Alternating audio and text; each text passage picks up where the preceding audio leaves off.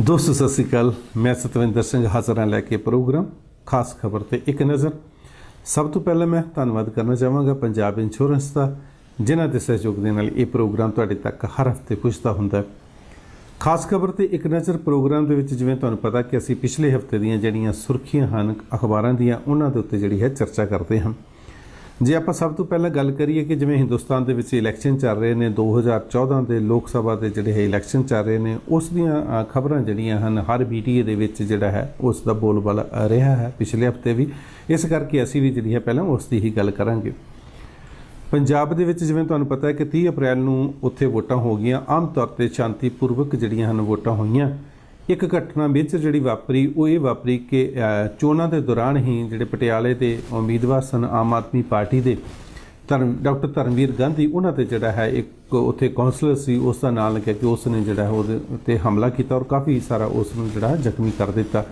Police ने उन्हां doctor Dharmveer Gandhi हैं उन्हां दे नाल एक पुलिस का गनमैन सी, उहदी शिकायत ते जिहड़ी है एक छोटियां मोटियां धरावां ला के एक परचा जिहड़ा है दर्ज किया है।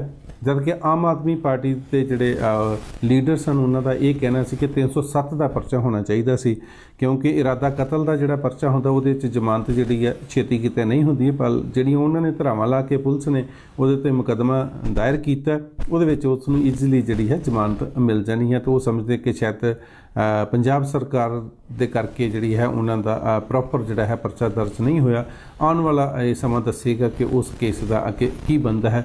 बाकी जिहड़ियां हन छिटपुट घटनावां तो होईयां, पर बहुत वड्डियां जिहड़ी है कोई भी इस तरह की घटना होर कोई वेखण नूं पंजाब दे विच नहीं मिली। आम तौर पर शांतिपूर्वक जिहड़ा है इलैक्शन होया। जे आप इलैक्शन के रुझान की गल करिए तो इस बारी जिहड़ा सी आम आदमी पार्टी करके बड़ा तिकोना जिहा मुकाबला हर जगह पर बनया होया है। और अगे तो जिहड़ा सी भारतीय जनता पार्टी ते अकाली दल और कांग्रेस का ही बोलबाला पंजाब दे विच वेखण नूं मिलदा सी, पर इस बार जिहड़ा सी आम आदमी पार्टी ने जिहड़ा है उन्हां नूं दोनों पार्टियां नूं कह लो जां तिन्नां पार्टियां नूं जिहड़ा सी बुखार चढ़ाई रखिया। एक सट्टा बाजार की खबर छपी है। सट्टा बाजार के विच जिवें तुहानूं पता है कि लोग सट्टा लगाते हैं भी किहड़ा उम्मीदवार जितेगा किहड़ा नहीं जितेगा। इदां कोई गेमां दे विच क्रिकेट दे विच भी आपां सट्टा सुनन नूं मिलदा है। गैर कानूनी काम है पर फिर भी चलदा है, अंदर खाते लोग जिहड़ा है इहदे ते पैसे लगाते हैं। तो जे उन्हां दी गल मन्नीए तो वो ये समझते हैं कि अकाली दल नूं जिहड़ियां हन वो 3 सीटां मिलनियां और कांग्रेस नूं जिहड़ियां हन वो 6 सीटां मिलनियां हैं। भारतीय जनता पार्टी नूं जिहड़ियां 2 सीटां मिलनियां और आम आदमी पार्टी जिहड़ी है 1 सीट लै जाएगी। और 2 सीटां का जिहड़ा है वो समझते हैं कि बहुत ज़्यादा टफ मुकाबला कि पता नहीं किहड़ा जिते जां किहड़ा हारे। आम आदमी पार्टी नूं जिहड़ी वो सट्टा बाजार सीट देंदे ने जां जिहदे तो ज़्यादा उन्होंने पैसा लगाया है जितण दे वास्ते, वो ये है कि संगरूर की जिहड़ी सीट है भगवंत मान उन्होंने जिहड़ा है वो समझते हैं कि ये सीट जिहड़ी है भगवंत मान लै जाएगा। जे बठिंडे की गल सट्टा बाजार की करिए तो सट्टा बाजार ये समझदा कि बठिंडे की सीट जी है हरसिमरत कौर बादल जी है वो आसानी के नाल जां थोड़ी कह लो कि किसी भी तरीके नाल जिहड़ी है वो सीट जी है बठिंडे वाली जी लै जाणगे। और कैप्टन अमरिंदर सिंह जी है सीट जिस तो लड़े हैं अमृतसर तो ये सट्टा बाजार का मनना है कि अमृतसर तो जोड़ा है कैप्टन अमरिंदर सिंह सीट जित जाएगा। गुरदासपुर हुशियारपुर तो जोड़ा है सट्टा बाजार के जोड़े रेट उन्होंने ज़्यादा लगाए ने भारतीय जनता पार्टी से लगाया कि भारतीय जनता पार्टी जी है वो इलैक्शन जित जाएगी। सो इस तरह करके जोड़ा है इस रुझान रहे ने और आम आदमी पार्टी ने क्योंकि कला संगरूर हल्के तो ही जोड़ा असर नहीं पाया, बाकी होर भी जिवें लुधियाना हो गया जां फरीदकोट हो गया जां इस तरह जे आपां गल करिए कि पटियाले दे विच बहुत ज़्यादा आम आदमी पार्टी का बोलबाला रहा। किते भी कुछ भी हो सकता है, पर एक खबर छपी है इस करके मैं तुहाडे नाल साझी कीती है कि जिन्हां दे आपां तां गल्लां ही करते हैं जिन्हां दे पैसे लगे है वो ये समझते हैं कि ये सीटां जिहड़ियां हन ज़्यादा चांस है इन्हां उम्मीदवारां दे जितण दे।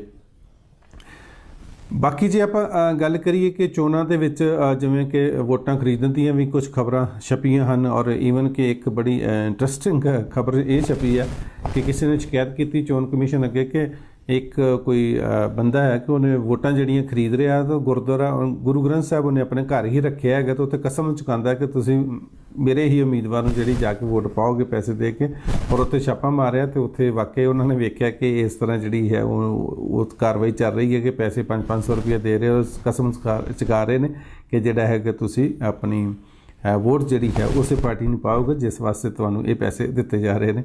ਤੇ ਬੜੀਆਂ ਹਾਸੋਹੀਣ ਗੱਲਾਂ ਔਰ ਬੜੀਆਂ ਕਹਿ ਲਓ ਕਿ ਪਤਾ ਨਹੀਂ ਆਪਾਂ ਕੀ ਇਹਦੇ ਵਿੱਚੋਂ ਕੱਢਣਾ ਹੈ, ਕੀ ਪਾਉਣਾ ਹੈ, ਪਰ ਇਹਨੂੰ ਇਸ ਨੂੰ ਇੱਜ਼ਤ ਦਾ ਸਵਾਲ ਬਣਾ ਕੇ ਨਸ਼ਿਆਂ ਦੇ ਤੌਰ 'ਤੇ, ਪੈਸਿਆਂ ਦੇ ਤੌਰ 'ਤੇ ਹਰ ਤਰੀਕੇ ਨਾਲ ਜਿਹੜਾ ਇਕੱਲਾ ਪੰਜਾਬ ਵਿੱਚ ਨਹੀਂ ਹੋਰ ਵੀ ਕਈ ਜਗ੍ਹਾ ਤੋਂ ਜਿਹੜਾ ਹੈ ਕਰੋੜਾਂ ਰੁਪਈਆ ਮਿਲਿਆ ਹੈ ਜਿਹੜਾ ਕਿ ਇਲੈਕਸ਼ਨ ਦੇ ਵਿੱਚ ਯੂਜ਼ ਹੋਣਾ ਸੀ।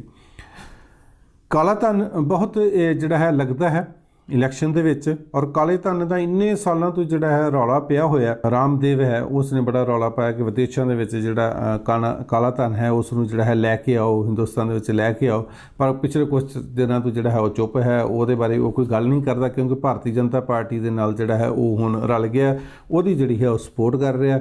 ਤੇ ਕਿਉਂਕਿ ਆਪ ਵੀ ਉਹ ਪਿੱਛੇ ਕਾਂਗਰਸ ਨੇ ਉਹਨੂੰ ਵਾਹਵਾ ਦੌੜਾਂ ਲਵਾਈਆਂ ਸੀ।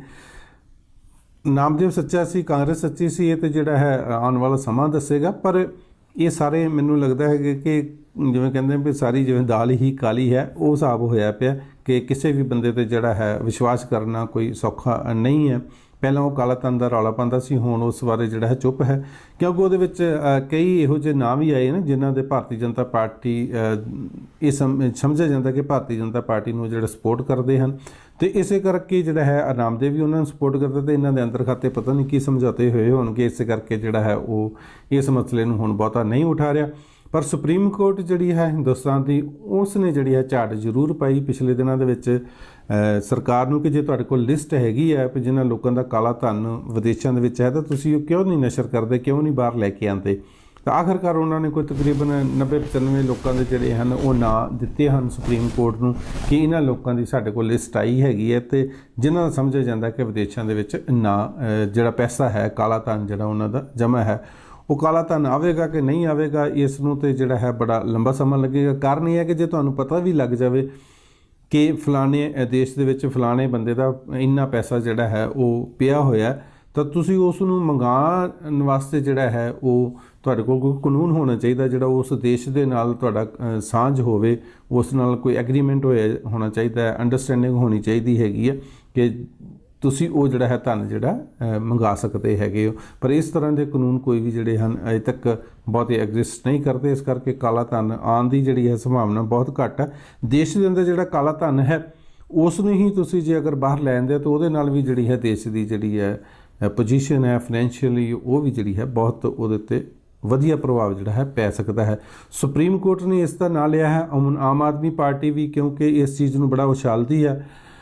ਮੈਂ ਨਹੀਂ ਇਹ ਸਮਝਦਾ ਕਿ ਆਮ ਆਦਮੀ ਪਾਰਟੀ ਜਿਹੜੀ ਹੈ ਸਰਕਾਰ ਬਣਾਉਣ ਦੀ ਜਿਹੜੀ ਹੈ ਕਾਮਯਾਬ ਹੋ ਸਕਦੀ ਹੈ ਇਸ ਵਾਰੀ ਇਹਨਾਂ ਇਲੈਕਸ਼ਨਾਂ ਦੇ ਵਿੱਚ, ਪਰ ਇਹ ਜ਼ਰੂਰ ਹੈ ਕਿ ਪਾਰਲੀਮੈਂਟ 'ਚ ਰੌਲਾ ਪਾਉਣ ਵਾਸਤੇ ਉਹਨਾਂ ਦੇ 10-20 ਬੰਦੇ ਵੀ ਹੋਣਗੇ ਤਾਂ ਉਸ ਦਾ ਜਿਹੜਾ ਹੈ ਰੋਜ਼ ਨਾ ਰੋਜ਼ ਕੋਈ ਨਾ ਕੋਈ ਇਸ਼ੂ ਜਿਹੜਾ ਹੈ ਉਠਾਉਂਦੇ ਰਹਿਣਗੇ ਜਿਹੜਾ ਕਿ ਦੇਸ਼ ਨੂੰ ਔਰ ਸੱਚਾਈ ਦਾ ਪਤਾ ਲੱਗੇਗਾ ਔਰ ਹੌਲੀ-ਹੌਲੀ ਜਿਹੜੀ ਹੈ ਲੋਕ ਆਵਾਜ਼ ਉਠਾਉਣਗੇ ਤੇ ਕੋਈ ਨਾ ਕੋਈ ਉਹਦੇ 'ਤੇ ਐਕਸ਼ਨ ਜ਼ਰੂਰ ਹੋਵੇਗਾ। ਇਸ ਹਫ਼ਤੇ ਦੇ ਵਿੱਚ ਜਿਹੜੀਆਂ ਇਲੈਕਸ਼ਨ ਨੂੰ ਲੈ ਕੇ 2 ਹੋਰ ਘਟਨਾਵਾਂ ਵਾਪਰੀਆਂ ਉਹ ਇਹ ਸਨ ਕਿ ਨਰਿੰਦਰ ਮੋਦੀ ਦੇ ਇੱਕ ਕੇਸ ਦਰਜ ਹੋ ਗਿਆ। ਉਹ ਕੇਸ ਇਹ ਦਰਜ ਹੋਇਆ ਕਿ ਜਦੋਂ ਨਰਿੰਦਰ ਮੋਦੀ ਆਪਣੀ ਵੋਟ ਪਾ ਕੇ ਬਾਹਰ ਆਇਆ ਤਾਂ ਉਹਨਾਂ ਨੇ ਕੈਮਰਿਆਂ ਦੇ ਸਾਹਮਣੇ ਜਿਹੜਾ ਕਿ ਉਂਗਲ ਆਮ ਤੌਰ 'ਤੇ ਦਿਖਾਉਂਦੇ ਨੇ ਕਿ ਜੀ ਮੈਂ ਦੇਖੋ ਜੀ ਵੋਟ ਪਾ ਕੇ ਆ ਗਿਆ, ਤਾਂ ਉਹਨੇ ਉਂਗਲ ਦਿਖਾਉਣ ਦੀ ਬਜਾਏ ਕੀ ਕੀਤਾ ਕਿ ਉਂਗਲ ਦੇ ਨਾਲ ਨਾਲ ਉਸ ਨੇ ਇੱਕ ਕਮਲ ਦਾ ਫੁੱਲ ਵੀ ਫੜ ਲਿਆ। ਉਹ ਜਿਹੜੀ ਹੈ ਟੀਵੀ ਚੈਨਲਾਂ ਦੇ ਸਾਹਮਣੇ ਜਿਹੜੀ ਹੈ ਉਸ ਨੇ ਦਿਖਾਈ, ਕੈਮਰਿਆਂ ਦੇ ਸਾਹਮਣੇ ਦਿਖਾਈ। ਔਰ ਹੋਰ ਤੇ ਹੋਰ ਉਹਨੇ ਕੀ ਕੀਤਾ ਕਿ ਆਪਣੇ ਮੋਬਾਈਲ ਦੇ ਨਾਲ ਫੋਟੋ ਖਿੱਚ ਕੇ ਉਹਨੂੰ ਟਵੀਟ ਕਰਨ ਵਾਸਤੇ ਜਾਂ ਫੇਸਬੁੱਕ 'ਤੇ ਪਾਉਣ ਵਾਸਤੇ ਉਹ ਵੀ ਆਪਣੇ ਮੋਬਾਈਲ ਦਾ ਆਪ ਹੀ ਫੋਟੋ ਜਿਹੜੀ ਹੈ ਕੈਮਰਿਆਂ ਦੇ ਨਾਲ ਬੱਚਿਆਂ ਵਾਂਗ ਜਿਹੜੀ ਹੈ ਉਹ ਖਿੱਚ ਰਿਹਾ ਹੈ। ਇਸ ਚੀਜ਼ ਨੂੰ ਲੈ ਕੇ ਬਹੁਤ ਜ਼ਿਆਦਾ ਰੌਲਾ ਪਿਆ ਕਿਉਂਕਿ ਜਦੋਂ ਵੀ ਕੋਈ ਵੀ ਇਲੈਕਸ਼ਨ ਹੁੰਦਾ ਹੈ ਤਾਂ ਕੋਡ ਆਫ ਕੰਡਕਟ ਜਿਹੜਾ ਲਾਗੂ ਹੁੰਦਾ, ਜਿਵੇਂ ਚੋਣ ਜ਼ਾਬਤਾ ਆਪਾਂ ਕਹਿ ਦਿੰਦੇ ਹਾਂ, ਜਦੋਂ ਲਾਗੂ ਹੁੰਦਾ ਤਾਂ 100 ਮੀਟਰ ਦੇ ਅੰਦਰ ਪੋਲਿੰਗ ਬੂਥ ਦੀ ਜਿਹੜੀ ਹੱਦ ਹੁੰਦੀ ਹੈ ਉਹਦੇ ਤੋਂ 100 ਮੀਟਰ ਦੇ ਅੰਦਰ ਅੰਦਰ ਤੁਸੀਂ ਕੋਈ ਵੀ ਆਪਣਾ ਪ੍ਰਚਾਰ ਸਮੱਗਰੀ ਜਿਹੜੀ ਹੈ ਨਹੀਂ ਦਿਖਾ ਸਕਦੇ, ਨਹੀਂ ਉਹਦਾ ਡਿਸਪਲੇ ਕਰ ਸਕਦੇ। ਪਰ ਮੋਦੀ ਨੇ ਆਪਣਾ ਕਮਲ ਦਾ ਫੁੱਲ ਦਿਖਾਇਆ, ਇਸ ਕਰਕੇ ਉਸ ਨੂੰ ਜਿਹੜੀ ਹੈ ਕੋਡ ਆਫ ਕੰਡਕਟ ਜਾਂ ਕਹਿ ਲਓ ਚੋਣ ਜ਼ਾਬਤੇ ਦੀ ਉਲੰਘਣਾ ਮੰਨਿਆ ਗਿਆ। ਔਰ ਜਿਹੜਾ ਚੋਣ ਕਮਿਸ਼ਨ ਸੀ ਉਸ ਨੇ ਇਸ ਦਾ ਜਿਹੜਾ ਹੈ ਸਖਤ ਨੋਟਿਸ ਲਿਆ ਔਰ ਉਹਨਾਂ ਨੇ ਆਰਡਰ ਕੀਤਾ ਕਿ ਇਹਦੀ ਜਿਹੜੀ FIR ਕੀਤੀ ਜਾਵੇ। ਉਹਦੀ FIR ਹੋ ਗਈ। ਨਰਿੰਦਰ ਮੋਦੀ ਦਾ ਕਹਿਣਾ ਸੀ ਕਿ ਇਹ ਮੇਰਾ ਜ਼ਿੰਦਗੀ ਦਾ ਪਹਿਲਾ ਜਿਹੜਾ ਹੈ ਕੇਸ ਹੈ ਤੇ ਇਹ ਮੈਨੂੰ ਜਿਹੜਾ ਹੈ ਜ਼ਿੰਦਗੀ ਭਰ ਵੀ ਕਦੀ ਨਹੀਂ ਭੁੱਲੇਗਾ। ਭੁੱਲਣਾ ਵੀ ਕਿਵੇਂ ਹੈ, ਹੋ ਸਕਦਾ ਕਿਉਂਕਿ ਉਹਦੇ ਵਿੱਚ ਸਜ਼ਾ ਦਾ ਪ੍ਰਾਵਧਾਨ ਵੀ ਹੈ, ਉਸ ਦੀ ਜਿਹੜੀ ਹੈ ਕੈਂਡੀਡੇਚਰ ਵੀ ਜਿਹੜਾ ਉਹਨੂੰ ਕੈਂਸਲ ਵੀ ਕੀਤਾ ਜਾ ਸਕਦਾ ਹੈ, ਉਸ ਦੀ ਉਮੀਦਵਾਰੀ ਨੂੰ ਰੱਦ ਵੀ ਕੀਤਾ ਜਾ ਸਕਦਾ। ਤੇ ਇਸ ਦਾ ਬਹੁਤ ਅਗਰ ਵੇਖਿਆ ਜਾਵੇ ਤਾਂ ਡੂੰਘਾ ਪ੍ਰਭਾਵ ਵੀ ਪੈ ਸਕਦਾ। ਪਰ ਆਉਣ ਵਾਲਾ ਸਮਾਂ ਦੱਸੇਗਾ ਕਿ ਇਹਦੇ 'ਤੇ ਜਿਹੜਾ ਹੈ ਕੀ ਫੈਸਲਾ ਹੁੰਦਾ ਹੈ। ਦੂਸਰਾ ਨੋਟਿਸ ਜਿਹੜਾ ਚੋਣ ਕਮਿਸ਼ਨ ਨੇ ਦਿੱਤਾ ਉਹ ਪ੍ਰਕਾਸ਼ ਸਿੰਘ ਬਾਦਲ ਜਿਹੜੇ ਹਨ ਮੁੱਖ ਮੰਤਰੀ ਪੰਜਾਬ ਦੇ, ਉਹਨਾਂ ਦੇ ਨਾਂ 'ਤੇ ਉਹਨਾਂ ਨੇ ਜਾਰੀ ਕੀਤਾ। ਇੱਕ ਵੀਡੀਓ ਜਿਹੜੀ ਹੈ CD ਉਹ ਗਈ ਚੋਣ ਕਮਿਸ਼ਨ ਕੋਲ, ਜਿਹਦੇ ਵਿੱਚ ਪ੍ਰਕਾਸ਼ ਸਿੰਘ ਬਾਦਲ ਵਪਾਰੀਆਂ ਨਾਲ ਜਲੰਧਰ ਦੇ ਵਿੱਚ ਗੱਲ ਕਰਦੇ ਨੇ ਔਰ ਥੋੜ੍ਹੀ ਇਸ਼ਾਰਿਆਂ ਦੇ ਵਿੱਚ ਹੀ ਜਿਹੜੀ ਗੱਲ ਕਰਦੇ ਨੇ ਕਿ ਥੋੜ੍ਹੀ ਮਾਇਆ ਦਾ ਵੀ ਜਿਹੜਾ ਹੈ ਇਹਦੀ ਸਪੋਰਟ ਕਰੋ, ਪਵਨ ਕੁਮਾਰ ਟੀਨੂ ਦੀ, ਅਤੇ ਜਿਹੜੀ ਹੈ ਉਸ ਦਾ ਵੀ ਬੜਾ ਉਹਨਾਂ ਨੇ ਨੋਟਿਸ ਲਿਆ ਕਿ ਇਹ ਜਿਹੜਾ ਹੈ ਉਹਦੇ ਵਿੱਚ ਇਹਨਾਂ ਨੇ ਇਹ ਵੀ ਗੱਲ ਕਹੀ ਕਿ ਬੜੇ ਕਰੋੜਾਂ ਰੁਪਈਏ ਖਰਚ ਹੁੰਦੇ ਨੇ, ਦਿਖਾਈ ਦੇ ਤਾਂ ਥੋੜ੍ਹੇ ਨੇ ਪਰ ਹੁੰਦੇ ਜ਼ਿਆਦਾ ਨੇ ਖਰਚ। ਅਤੇ ਦੈਟ ਮੀਨਸ ਕਿ ਕੈਮਰਿਆਂ ਦੇ ਸਾਹਮਣੇ ਤੁਸੀਂ ਇਹ ਗੱਲ ਕਹਿ ਰਹੇ ਹੋ ਅਤੇ ਇਹਦਾ ਜਿਹੜਾ ਹੈ ਨੋਟਿਸ ਤੇ ਆਉਣਾ ਹੀ ਆਉਣਾ। ਮੈਂ ਜਿਵੇਂ ਪਹਿਲਾਂ ਵੀ ਗੱਲ ਕੀਤੀ, ਅੱਜ ਕੱਲ੍ਹ ਤਾਂ ਫੇਸਬੁੱਕ ਟਵਿੱਟਰ 'ਤੇ ਜਿਹੜਾ ਹੈ ਇੰਨੀ ਫਾਸਟ ਗੱਲ ਫੈਲ ਜਾਂਦੀ ਹੈ ਕਿ ਤੁਸੀਂ ਸੋਚ ਵੀ ਨਹੀਂ ਸਕਦੇ, ਕਿਤੇ ਦੁਨੀਆ 'ਚ ਕੁਛ ਵੀ ਘਟਨਾ ਹੁੰਦੀ ਤਾਂ ਉਸੇ ਵੇਲੇ ਜਿਹੜੀ ਹੈ ਸਾਰੀ ਦੁਨੀਆ ਦੇ ਵਿੱਚ ਜਿਹੜੀ ਆ ਚਲੀ ਜਾਂਦੀ ਹੈ। ਤੋ ਇਹ ਚੀਜ਼ ਜਿਹੜੀ ਸੀ ਉਹ ਪ੍ਰਕਾਸ਼ ਸਿੰਘ ਬਾਦਲ ਪਤਾ ਨਹੀਂ ਕਿਉਂ ਇਹ ਬਚਪਨਾ ਕਰ ਗਏ ਔਰ ਕੈਮਰੇ ਦੇ ਸਾਹਮਣੇ ਉਹਨਾਂ ਨੇ ਐਡੀ ਵੱਡੀ ਜਿਹੜੀ ਹੈ ਗੱਲ ਕਹਿ ਦਿੱਤੀ, ਜਿਹੜੀ ਕਿ ਗੈਰ ਕਾਨੂੰਨੀ ਵੀ ਹੈ ਔਰ ਚੋਣ ਜ਼ਾਬਤੇ ਦੀ ਉਲੰਘਣਾ ਵੀ ਹੈ। ਅਤੇ ਇਸ ਦਾ ਵੀ ਜਿਹੜਾ ਹੈ ਜਵਾਬ ਮੰਗਿਆ ਹੈ ਚੋਣ ਕਮਿਸ਼ਨ ਨੇ ਪ੍ਰਕਾਸ਼ ਸਿੰਘ ਬਾਦਲ ਹੋਰਾਂ ਕੋਲੋਂ। ਉਹ ਕੀ ਇਸ ਦਾ ਜਵਾਬ ਦਿੰਦੇ ਨੇ, ਇਹ ਆਉਣ ਵਾਲਾ ਜਿਹੜਾ ਹੈ ਸਮਾਂ ਹੀ ਦੱਸੇਗਾ। ਇੱਕ ਪਿਛਲੇ ਹਫ਼ਤੇ ਹੀ ਜਿਹੜੀ ਮੇਨ ਘਟਨਾ ਵਾਪਰੀ ਪੰਜਾਬ ਦੀ ਸਿਆਸਤ ਦੇ ਵਿੱਚ ਉਹ ਸੀ ਕਿ ਜਿਵੇਂ ਤੁਸੀਂ ਜਾਣਦੇ ਹੋ ਕਿ Sardar Sukhbir Singh Badal deputy chief minister ਨੇ ਪੰਜਾਬ ਦੇ, ਉਹਨਾਂ ਦੇ ਸਾਲਾ ਸਾਹਿਬ ਨੇ ਬਿਕਰਮਜੀਤ ਸਿੰਘ ਮਜੀਠੀਆ, ਜਿਹੜੇ ਕਿ ਕਾਫੀ ਚਰਚਾ ਦੇ ਵਿੱਚ ਰਹਿੰਦੇ ਨੇ। ਕੈਪਟਨ ਦੇ ਨਾਲ ਉਹਨਾਂ ਦੀ ਬਿਆਨਬਾਜ਼ੀ ਜਿਹੜੀ ਹੈ ਕਾਫੀ ਸਾਲਾਂ ਤੋਂ ਚੱਲਦੀ ਆ ਰਹੀ ਹੈ। ਹੁਣ ਕਿ ਕੈਪਟਨ ਅਮਰਿੰਦਰ ਸਿੰਘ ਉਹਦੇ ਜ਼ਿਲ੍ਹੇ 'ਚ ਇਲੈਕਸ਼ਨ ਲੜ ਰਹੇ ਸੀ ਅਤੇ ਇਸ ਕਰਕੇ ਜਿਹੜਾ ਹੋਰ ਵੀ ਉਹਨਾਂ ਦਾ ਆਮਣਾ ਸਾਹਮਣਾ ਕਾਫੀ ਹੋਇਆ। ਜਿਹੜੀ ਮੇਨ ਘਟਨਾ ਵਾਪਰੀ ਉਹ ਇਹ ਵਾਪਰੀ ਕਿ ਬਿਕਰਮਜੀਤ ਸਿੰਘ ਮਜੀਠੀਆ ਨੇ ਇੱਕ ਗੁਰੂ ਗੋਬਿੰਦ ਸਿੰਘ ਜੀ ਦੀ ਬਾਣੀ ਦੀ ਜਿਹੜੀ ਹੈ ਇੱਕ ਤੁਕ, ਜਿਵੇਂ ਦੇਵ ਸਿਵਾ ਬਰ ਮੋਹੇ ਆਪਾਂ ਜੇ ਸ਼ਬਦ ਗਾਉਂਦੇ ਹਾਂ ਅਤੇ ਉਹਦੇ ਵਿੱਚ ਆਉਂਦਾ ਕਿ ਨਿਸ਼ਚੈ ਕਰ ਆਪਣੀ ਜੀਤ ਕਰੂੰ ਆਉਂਦਾ, ਅਤੇ ਉਹਦੇ ਕਹਿੰਦੇ ਨਿਸ਼ਚੈ ਕਰ ਅਰੁਣ ਜੇਟਲੀ ਕੀ ਜੀਤ ਕਰੂੰ, ਔਰ ਬੜਾ ਉਹਨੇ ਜੋਸ਼ ਦੇ ਵਿੱਚ ਸਟੇਜ ਦੇ ਵਿੱਚ ਇਹ ਗੱਲ ਬੋਲਦੀ। ਭਾਵ ਕਹਿੰਦਾ ਕਿ ਗੁਰੂ ਗੋਬਿੰਦ ਸਿੰਘ ਜੀ ਦੀ ਰਚੀ ਹੋਈ ਬਾਣੀ ਦੇ ਵਿੱਚ ਅਰੁਣ ਜੇਟਲੀ ਦਾ ਨਾਂ ਜੋੜ ਕੇ ਜਿਹੜਾ ਹੈ ਉਸਨੇ ਪੇਸ਼ ਕੀਤਾ ਔਰ ਬੜਾ ਖੁੱਲ੍ਹ ਖੁੱਲ੍ਹਾ ਪੇਸ਼ ਕੀਤਾ। ਔਰ ਇਹ ਨਹੀਂ ਹੈ ਕਿ ਕਿਸੇ ਨੂੰ ਕੋਈ ਗਲਤੀ ਲੱਗੀ ਹੋਈ ਔਰ ਡਟ ਕੇ ਉਹਨੇ ਕਿਹਾ ਵੀ ਮੈਂ ਵੀ ਬੋਲਾਂਗਾ, ਤੁਸੀਂ ਵੀ ਮੇਰੇ ਪਿੱਛੇ ਬੋਲੋ। ਇਹ ਜਿਹੜੀ ਚੀਜ਼ ਸੀ ਇਹ ਮੀਡੀਆ ਦੇ ਵਿੱਚ ਬਹੁਤ ਹਾਈਲਾਈਟ ਹੋਈ ਔਰ ਕਿਉਂਕਿ ਬਾਣੀ ਦੇ ਨਾਲ ਜਿਹੜਾ ਹੈ ਕਿਸੇ ਵੀ ਤਰ੍ਹਾਂ ਦਾ ਛੇੜਖਾਨੀ ਕਰਨੀ ਉਸ ਨੂੰ ਸਿੱਖ ਜਿਹੜੇ ਹਨ ਕਦੇ ਵੀ ਬਰਦਾਸ਼ਤ ਨਹੀਂ ਕਰ ਸਕਦੇ। ਇਸ ਨੂੰ ਬੜੀ ਸੀਰੀਅਸਲੀ ਲਿਆ ਗਿਆ ਔਰ ਅਗਲੇ ਦਿਨ ਜਿਹੜਾ ਹੈ ਉਸਨੇ ਮਾफ़ੀ ਵੀ ਮੰਗ ਲਈ ਕੈਮਰੇ ਸਾਹਮਣੇ ਕਿ ਮੈਂ ਮਾफ़ੀ ਮੰਗਦਾ, ਮੇਰੇ ਕੋਲ ਗਲਤੀ ਹੋਈ ਹੈ, ਮੈਂ ਤੇ ਬੜਾ ਜੀ ਦਾਸ ਹਾਂ ਗੁਰੂ ਦਾ ਅਤੇ ਮੇਰੇ ਕੋਲ ਗਲਤੀ ਹੋਈ ਹੈ, ਮੈਨੂੰ ਸਾਰੀ ਸੰਗਤ ਮਾफ़ ਕਰੇ। ਪਰ ਇੰਨੀ ਗੱਲ ਦੇ ਨਾਲ ਮਾफ़ੀ ਨਹੀਂ ਸੀ ਹੋਣੀ, ਕਿਉਂਕਿ ਕੋਈ ਵੀ ਛੋਟੀ ਮੋਟੀ ਘਟਨਾ ਹੋਵੇ ਤਾਂ ਆਪਾਂ ਅਕਾਲ ਤਖਤ ਸਾਹਿਬ 'ਤੇ ਜਿਹੜੀ ਹੈ ਉਹ ਚਲੇ ਜਾਂਦੇ ਹਾਂ, ਉਹਦੇ 'ਤੇ ਡਿਸਕਸ ਹੁੰਦੀ। ਤਾਂ ਬਾਣੀ ਦੇ ਨਾਲ ਅਗਰ ਕੋਈ ਛੇੜਖਾਨੀ ਹੁੰਦੀ ਹੈ ਤਾਂ ਨੈਚੁਰਲੀ ਅਕਾਲ ਤਖਤ ਸਾਹਿਬ 'ਤੇ ਵੀ ਜਾਣੀ ਸੀ। ਅਕਾਲ ਤਖਤ ਸਾਹਿਬ ਨੇ ਜਦੋਂ ਨਹੀਂ ਕੋਈ ਐਕਸ਼ਨ ਲਿਆ ਤਾਂ ਫਿਰ ਹਜ਼ੂਰ ਸਾਹਿਬ ਦੇ ਜਿਹੜੇ ਜਥੇਦਾਰ ਸੀ ਉਹਨਾਂ ਨੂੰ ਜਿਹੜਾ ਤਨਖਾਹੀਆ ਘੋਸ਼ਿਤ ਕਰ ਦਿੱਤਾ ਵੀ ਇਹਨੂੰ ਕੋਈ ਮੂੰਹ ਨਾ ਲਾਵੇ, ਇਹਨੇ ਬਾਣੀ ਨਾਲ ਜਿਹੜੀ ਹੈ ਛੇੜਖਾਨੀ ਕੀਤੀ ਹੈ। ਫਿਰ ਆਪ ਹੀ ਅਗਲੇ ਦਿਨ ਜਿਹੜਾ ਮਜੀਠੀਆ ਅਕਾਲ ਤਖਤ ਸਾਹਿਬ 'ਤੇ ਚਲਾ ਗਿਆ ਕਿ ਮੇਰੇ ਕੋਲੋਂ ਇਹ ਗਲਤੀ ਹੋ ਗਈ ਹੈ ਅਤੇ ਮੈਨੂੰ ਜੋ ਵੀ ਤੁਸੀਂ ਸਜ਼ਾ ਦਿਓਗੇ ਤਾਂ ਮੈਂ ਉਹਨੂੰ ਭੁਗਤਣ ਨੂੰ ਤਿਆਰ ਹਾਂ। ਫਿਰ ਜਥੇਦਾਰਾਂ ਨੇ 1 ਤਰੀਕ ਦਾ ਟਾਈਮ ਦਿੱਤਾ ਸੀ ਵੀ 1 ਤਰੀਕ ਦੇ 'ਤੇ ਫੈਸਲਾ ਹੋਵੇਗਾ ਜਥੇਦਾਰਾਂ ਦੀ ਮੀਟਿੰਗ ਦੇ ਵਿੱਚ। ਔਰ ਉਸ ਮੀਟਿੰਗ ਦੇ ਵਿੱਚ ਉਹਦੀ ਗਲਤੀ ਜਿਹੜੀ ਹੈ, ਕਿਉਂਕਿ ਆਪ ਹੀ ਬਿਕਰਮਜੀਤ ਸਿੰਘ ਮਜੀਠੀਆ ਮੰਨ ਰਿਹਾ ਸੀ ਕਿ ਮੇਰੇ ਕੋਲ ਵਾਕਿਆ ਹੀ ਗਲਤੀ ਹੋਈ ਹੈ, ਤਾਂ ਉਸ ਨੂੰ ਜਿਹੜੀ ਹੈ ਧਾਰਮਿਕ ਸਜ਼ਾ ਸੁਣਾਈ ਗਈ। ਉਹਨੂੰ ਤਨਖਾਹੀਆ ਘੋਸ਼ਿਤ ਕਰਕੇ ਉਹਦੇ ਧਾਰਮਿਕ ਸਜ਼ਾ ਸੁਣਾਈ ਗਈ ਕਿ ਤੂੰ 5 ਤਖਤਾਂ ਦੇ ਉੱਤੇ ਜੇ ਜਾ ਕੇ ਜਿਹੜੀ ਹੈ ਉਹ ਲੰਗਰਾਂ ਦੀ ਸੇਵਾ ਜਾਂ ਭਾਂਡਿਆਂ ਦੀ ਸੇਵਾ ਕਰਨੀ ਹੈ ਜਾਂ ਬਾਣੀ ਸੁਣਨੀ ਹੈ, ਅਖੰਡ ਪਾਠ ਸਾਹਿਬ ਅਕਾਲ ਤਖਤ ਕਰਵਾਉਣਾ, ਇਸ ਤਰ੍ਹਾਂ ਦੀ ਜਿਹੜੀ ਧਾਰਮਿਕ ਸਜ਼ਾ ਹੁੰਦੀ ਹੈ ਉਹ ਉਹਨਾਂ ਨੂੰ ਸੁਣਾਈ ਹੈ। ਤਾਂ ਕਹਿੰਦਾ ਭਾਵ ਕਿ ਕਈ ਵਾਰੀ ਜੋਸ਼ ਦੇ ਵਿੱਚ ਆ ਕੇ ਵੀ ਬੰਦਾ ਜਿਹੜਾ ਹੈ ਐਡੀ ਵੱਡੀ ਗਲਤੀ ਕਰ ਜਾਂਦਾ ਕਿ ਉਸ ਨੂੰ ਹੋਸ਼ ਨਹੀਂ ਰਹਿੰਦੀ, ਜਾਂ ਇਹ ਮੰਨ ਲਿਆ ਕਿ ਜਾਣ ਕੇ ਇੱਦਾਂ ਦੀਆਂ ਗਲਤੀਆਂ ਕੀਤੀਆਂ ਜਾਂਦੀਆਂ ਨੇ ਕਿ ਤਾਂ ਕਿ ਹੋਰ ਚਰਚਾ ਦੇ ਵਿੱਚ ਜਿਹੜਾ ਹੈ ਉਹ ਲੋਕੀ ਆਉਣ, ਨੈਗੇਟਿਵ ਪਬਲਿਸਿਟੀ ਲੈਣ ਦੀ ਵੀ ਇਹ ਜਿਹੜੀ ਹੈ ਕੋਸ਼ਿਸ਼ ਹੁੰਦੀ ਹੈ। ਪਰ ਗੁਰਬਾਣੀ ਦੇ ਨਾਲ ਛੇੜਖਾਨ ਜਿਹੜੀ ਹੈ ਧਾਰਮਿਕ ਲੋਕਾਂ ਦੀ ਆਸਥਾ ਜੁੜੀ ਹੁੰਦੀ ਹੈ, ਇਸ ਨੂੰ ਜਿਹੜੀ ਹੈ ਇਹਨਾਂ ਛੇੜਖਾਨੀ ਕਰਨੀ ਬਹੁਤ ਹੀ ਵੱਡਾ ਅਪਰਾਧ ਮੰਨਿਆ ਜਾਂਦਾ ਹੈ। ਗੱਲ ਆਪਾਂ ਕਰਾਂਗੇ ਆਪਣੇ ਅਲਬਰਟਾ ਸਟੇਟ ਦੀ। ਅਲਬਰਟਾ ਸਟੇਟ ਦੀ ਜਿਹੜੀ ਪ੍ਰੀਮੀਅਰ ਸੀ ਐਲੀਸਨ ਰੈਡਫੋਰਡ, ਪਿਛੇ ਮਹੀਨਾ ਕੁ ਹੋ ਗਿਆ ਉਹਨਾਂ ਨੇ ਅਸਤੀਫਾ ਦੇ ਦਿੱਤਾ। ਕਾਫੀ ਉਹਨਾਂ 'ਤੇ ਕੰਟਰੋਵਰਸੀ ਰਹੀਆਂ ਉਹਨਾਂ ਦੇ ਡਿਸੀਜਨ ਦੀਆਂ, ਉਹਨਾਂ ਦੇ ਖਰਚਿਆਂ ਨੂੰ ਲੈ ਕੇ ਕਾਫੀ ਜਿਹੜੀਆਂ ਹਨ ਅਖਬਾਰਾਂ ਦੇ ਵਿੱਚ ਸੁਰਖੀਆਂ ਆਉਂਦੀਆਂ ਰਹੀਆਂ ਔਰ ਵਿਰੋਧੀ ਪਾਰਟੀਆਂ ਨੇ ਵੀ ਉਸ ਨੂੰ ਘੇਰਨ ਦੀ ਬੜੀ ਕੋਸ਼ਿਸ਼ ਕੀਤੀ ਔਰ ਉਸਨੇ ਫਿਰ ਵੀ ਅਸਤੀਫਾ ਨਹੀਂ ਸੀ ਦਿੱਤਾ। ਉਦੋਂ ਤੱਕ ਜਦੋਂ ਉਹਦੀ ਆਪਣੀ ਪਾਰਟੀ ਦੇ ਵਿੱਚ ਹਲਚਲ ਨਹੀਂ ਹੋਈ ਔਰ ਤਕਰੀਬਨ 2 ਕੁ ਬੰਦੇ ਜਿਹੜੇ MLA ਸੀ ਉਹਨਾਂ ਨੇ ਅਸਤੀਫਾ ਦੇ ਦਿੱਤਾ ਜਾਂ ਮਿਨਿਸਟਰਾਂ ਨੇ ਅਸਤੀਫਾ ਦੇ ਦਿੱਤਾ, ਫਿਰ ਉਹਨੂੰ ਲੱਗਿਆ ਕਿ ਨਹੀਂ ਮੈਂ ਇਹਨੂੰ ਜਿਹੜਾ ਕੁਛ ਨਾ ਕੁਛ ਐਕਸ਼ਨ ਕਰਨੇ ਪੈਣਾ। ਅੰਦਰ ਖਾਤੇ ਪਾਰਟੀ ਨੇ ਵੀ ਉਸ ਨੂੰ ਕਿਹਾ ਹੋਏਗਾ ਅਸਤੀਫਾ ਦੇਣ ਵਾਸਤੇ, ਆਖਰਕਾਰ ਉਹਨੇ ਮਹੀਨਾ ਕੁ ਪਹਿਲਾਂ ਜਿਹੜਾ ਹੈ ਪ੍ਰੀਮੀਅਰਸ਼ਿਪ ਤੋਂ ਜਿਹੜਾ ਅਸਤੀਫਾ ਦੇ ਦਿੱਤਾ। ਉਸ ਤੋਂ ਬਾਅਦ ਜਿਹੜਾ ਡੇਨ ਹੈਂਕੌਕ ਜਿਹੜੇ ਹਨ ਉਹ ਪ੍ਰੀਮੀਅਰ ਬਣੇ ਔਰ ਟੈਂਪਰੇਰੀ ਉਹ ਬਣੇ ਹਨ, ਕਾਰਜਕਾਰੀ ਜਿਹੜੇ ਹਨ ਪ੍ਰੀਮੀਅਰ ਬਣੇ ਹਨ। ਪੱਕੇ ਪ੍ਰੀਮੀਅਰ ਦੀ ਜਿਹੜੀ ਹੈ ਚੋਣ ਹੋ ਰਹੀ ਹੈ, ਖੋਜ ਹੋ ਰਹੀ ਹੈ, ਲੱਭ ਰਹੇ ਹਨ ਕਿ ਕਿਸ ਨੂੰ ਜਿਹੜਾ ਹੈ ਪ੍ਰੀਮੀਅਰ ਜਿਹੜਾ ਹੈ ਬਣਨਾ ਚਾਹੀਦਾ ਹੈ ਜਾਂ ਕੌਣ ਬਣ ਸਕਦਾ ਹੈ। ਇਸ ਦੀ ਜਿਹੜੀ ਹੈ ਖੋਜ ਹੋ ਰਹੀ ਹੈ। ਪਰ ਪਿਛਲੇ ਹਫਤੇ ਜਿਹੜੀ ਹੈ ਪ੍ਰੀਮੀਅਰ ਜਿਹੜੀ ਪੁਰਾਣੀ ਪ੍ਰੀਮੀਅਰ ਸੀ, ਐਕਸ ਪ੍ਰੀਮੀਅਰ ਸੀ ਐਲਿਸਨ ਰੈਡਫੋਰਡ, ਉਹਨੂੰ ਲੈ ਕੇ ਜਿਹੜੀ ਹੈ ਬੜੀ ਚਰਚਾ ਅਖਬਾਰਾਂ ਦੇ ਵਿੱਚ ਰਹੀ। ਉਹ ਇਹ ਰਹੀ ਕਿ ਜਦੋਂ ਦਾ ਉਹਨੇ ਅਸਤੀਫਾ ਦਿੱਤਾ ਉਹ ਤੋਂ ਬਾਅਦ 'ਚ ਉਹ ਅਸੈਂਬਲੀ ਦੇ ਵਿੱਚ ਆਈ ਹੀ ਨਹੀਂ ਹੈ। ਅਤੇ ਇਹ ਵੀ ਜਿਹੜਾ ਹੈ ਬੜਾ ਸੀਰੀਅਸਲੀ ਮੰਨਿਆ ਜਾਂਦਾ ਕਿ ਜਦੋਂ ਲੋਕਾਂ ਨੇ ਚੁਣ ਕੇ ਤੁਹਾਨੂੰ, ਆਪਣੇ ਹਲਕੇ ਦੇ ਲੋਕਾਂ ਨੇ ਚੁਣ ਕੇ ਐਜ਼ MLA ਤੁਹਾਨੂੰ ਅਸੈਂਬਲੀ ਦੇ ਵਿੱਚ ਭੇਜਿਆ, ਤਾਂ ਫਿਰ ਤੁਸੀਂ ਅਸੈਂਬਲੀ ਦੇ ਵਿੱਚ ਜਾਂਦੇ ਨਹੀਂ ਤਾਂ ਲੋਕਾਂ ਦੇ ਤੁਸੀਂ ਨੁਮਾਇੰਦਗੇ ਕਿਸ ਤਰ੍ਹਾਂ ਹੋ ਸਕਦੇ ਹੈ। ਤੋ ਇਸ ਕਰਕੇ ਜਿਹੜਾ ਉਸ ਨੂੰ ਬੜਾ ਸੀਰੀਅਸਲੀ ਲਿਆ ਔਰ ਅਖਬਾਰਾਂ ਦੇ ਵਿੱਚ ਵੱਡੀਆਂ ਜਿਹੜੀਆਂ ਹਨ ਉਹ ਖਬਰਾਂ ਛਪੀਆਂ, ਫਰੰਟ ਪੇਜ 'ਤੇ ਮਿਸਿੰਗ ਕਰਕੇ ਜਿਹੜੀ ਹੈ ਉਹ ਖਬਰ ਛਪੀ ਕਿ ਇਹ ਜਿਹੜੀ ਹੈ ਪ੍ਰੀਮੀਅਰ ਮਿਸਿੰਗ ਹੈਗੀ ਹੈ, ਲੱਭ ਨਹੀਂ ਰਹੀ, ਐਕਸ ਪ੍ਰੀਮੀਅਰ ਜਿਹੜੀ ਹੈਗੀ ਹੈ ਵੀ ਕਿੱਥੇ ਚਲੀ ਗਈ। ਆਖਿਰਕਾਰ ਬਾਅਦ 'ਚ ਪਤਾ ਲੱਗਾ ਕਿ ਉਹ ਤਾਂ ਕੈਲੀਫੋਰਨੀਆ ਦੇ ਕਿੱਥੇ ਟੂਰਿਸਟ ਪਲੇਸ ਦੇ ਉੱਤੇ ਜਿਹੜੀ ਹੈ ਆਪਣੀ ਬੇਟੀ ਦੇ ਨਾਲ ਉੱਥੇ ਘੁੰਮ ਫਿਰ ਰਹੀ ਹੈਗੀ ਆ। ਅਤੇ ਔਰ ਉਸ ਨੇ ਅਸੈਂਬਲੀ ਦੇ ਜਿਹੜਾ ਸਪੀਕਰ ਉਹਨੂੰ ਕਿਹਾ ਸੀ ਕਿ ਮੈਂ ਜਿਹੜਾ ਹੈ ਇਸ ਸੈਸ਼ਨ ਦੇ ਵਿੱਚ ਨਹੀਂ ਆ ਸਕਦੀ। ਪਤਾ ਨਹੀਂ ਕਿਉਂ ਨਹੀਂ ਆ ਸਕਦੀ। ਡੇਵ ਹੈਂਕੌਕ ਜਿਹੜੇ ਨਵੇਂ ਪ੍ਰੀਮੀਅਰ ਬਣੇ, ਜਦੋਂ ਉਹਦਾ ਸਹੁੰ ਚੱਕ ਸਮਾਗਮ ਸੀ ਤਾਂ ਉਸ ਵੇਲੇ ਵੀ ਉਹ ਉੱਥੇ ਨਹੀਂ ਆਏ।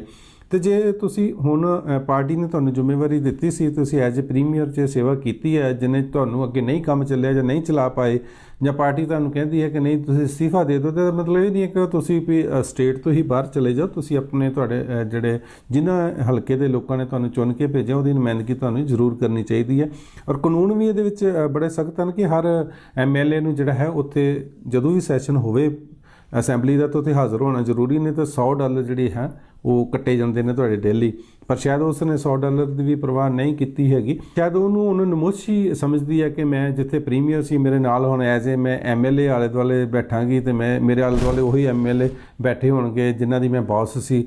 ਪਰ ਇਹਦੇ ਵਿੱਚ ਮੈਨੂੰ ਲੱਗਦਾ ਨਹੀਂ ਕਿ ਕੋਈ ਈਗੋ ਰੱਖਣੀ ਚਾਹੀਦੀ ਹੈ ਕੈਨੇਡਾ ਵਰਗੇ ਦੇਸ਼ ਦੇ ਵਿੱਚ ਵੀ। ਜੇ ਠੀਕ ਹੈ ਤੁਸੀਂ ਐਜ਼ ਏ ਪ੍ਰੀਮੀਅਰ ਕੰਮ ਕੀਤਾ ਹੈਗਾ, ਤੁਹਾਡੀ ਉਹ ਡਿਊਟੀ ਖਤਮ ਹੋ ਗਈ ਹੈ ਜਾਂ ਤੁਸੀਂ ਛੱਡ ਦਿੱਤੀ ਹੈ, ਅਤੇ ਤੁਸੀਂ ਐਜ਼ ਏ ਜਿਹੜਾ ਹੈ MLA ਵੀ ਬੈਠ ਕੇ ਲੋਕਾਂ ਦੀ ਸੇਵਾ ਕਰ ਸਕਦੇ ਹੋ, ਇਸ਼ੂ ਉਠਾ ਸਕਦੇ ਹੋ।